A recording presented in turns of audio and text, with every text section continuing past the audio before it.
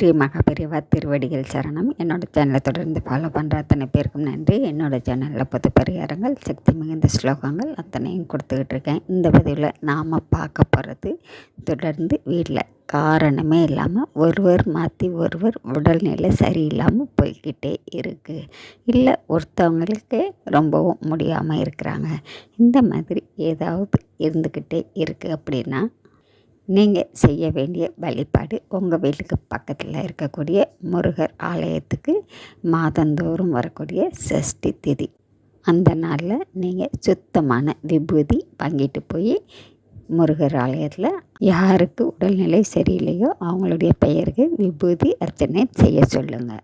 அப்பொழுது நீங்கள் அந்த விபூதி அர்ச்சனையை பாருங்கள். பார்த்துட்டு அந்த விபூதி உங்களுக்கு தருவாங்க. அதை நீங்கள் மைண்ட் வீட்டில் வச்சுக்கலாம். வச்சுக்கிட்டு தினந்தோறும் காலையில் எழுந்தவுடன் முகம், கை, கால் அத்தனையும் கழுவிட்டுங்க சுத்தபத்தமாக அந்த விபூதியை நீங்கள் எடுத்து நீங்கள் கந்தா போற்றி, கடம்பா போற்றி, வெற்றி வேலே போற்றி அப்படின்னு முருகப்பெருமானுடைய பெயர்களை சொல்லிக்கிட்டு உங்களுடைய நெத்தியில் பொச்சிக்காங்க.